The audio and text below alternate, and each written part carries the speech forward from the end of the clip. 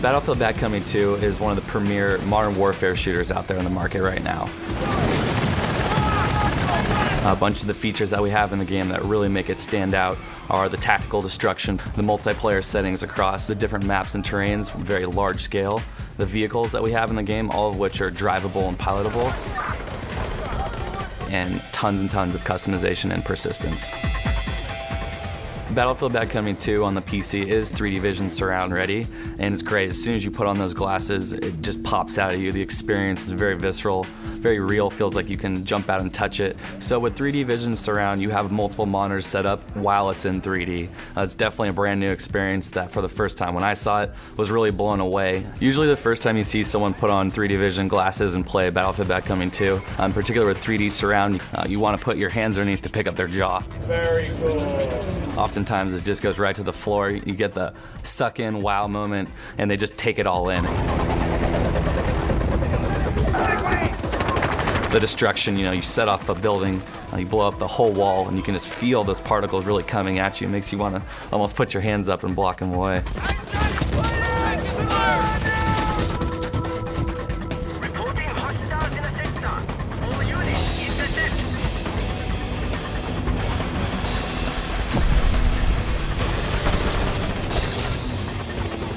Just Cause 2 is an action-adventure game set in a fictitious country called Panau.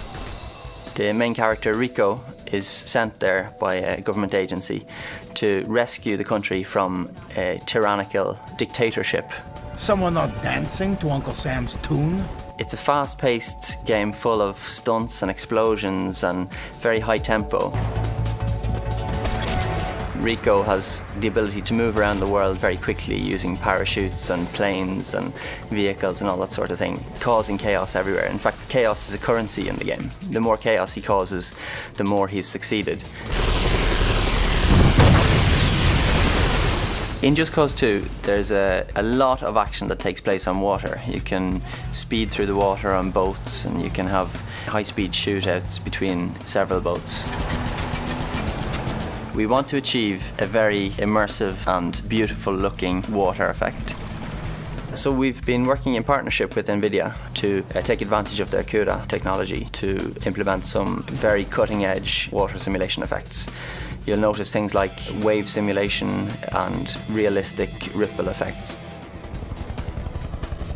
I think that the most impressive part is actually the large rolling vistas where you can see the sun reflecting off the ripples on the water. So CUDA and our partnership with Nvidia allowed us to achieve those graphical effects without having to sacrifice anything on the CPU side in terms of gameplay.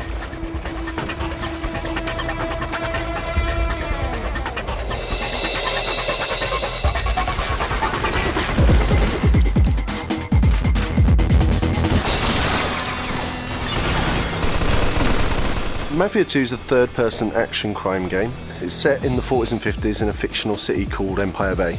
And we follow this guy, Vito Scaletta, and his best buddy Joe on their journey into a life of organised crime. Don't kill me! The game is a really cinematic experience. Our goal is really to sort of put the player sort of as the central character in a Goodfellas type story. And I think we hit the nail right on the head for achieving that. In our game, we make use of the physics technology by Nvidia in a lot of different ways. It pushes around many different things in our game, and the most impressive area that people are going to see the game uses is obviously the destructibilities in the environment. For an open world game, it really is impressive what we're doing and the amount of destructibility the player can do. You can shoot out tyres on vehicles, you can shoot glass bottles off tables, you can smash entire tables, smash down doors. With the full Nvidia experience, we're able to deliver things like debris sort of piling up on the floor and stuff like that. We have great cloth simulation brought to us by PAX, which is amazing. And one of the most iconic things that Mafia guys wear in the 40s and 50s is these big sort of flowing trench coats, you know, and the way they move is really important to us, that it looks really realistic. By using physics, we're able to create these really dramatic sort of explosions, from blowing up a car where you'll see sparks bounce off objects, the ricocheting off weapons, you know, you'll see bullets fly out of the casing of the gun, you'll hear the casing sort of hit the floor, and all these things been driven by physics.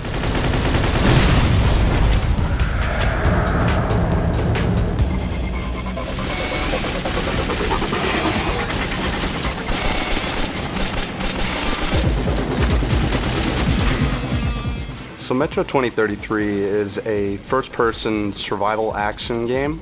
It takes place in the Moscow metro tunnels 20 years after a nuclear explosion. And so some 40,000 people have all taken refuge down in these tunnels. It's really a story of survival, a story of mankind, and we're really focusing everything on story, atmosphere, and setting.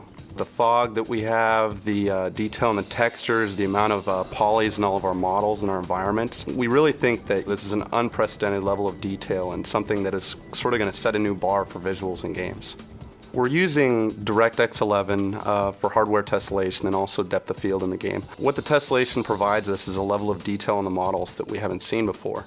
So as you approach these models and get closer to them, more polys are actually being added into the models, and they're getting more and more detailed. So, you know, we have some very cinematic moments, and there's one in particular where a monster just jumps out at you. He's right up in your face. You won't notice any loss of detail when this happens. He's going to be inches from you, right up in your face as you're attacking him with your knife, yet he's going to look as real as possible in the game. So using this new hardware like the 480, it allows us, with the tessellation, to take a lot of the processing power off of the CPU and onto the GPU. With the GPU handling so much of the graphics, we're able to use the CPU for all the other gameplay mechanics. The first time I saw screenshots and video of the game running in DX11, it kind of blew me away.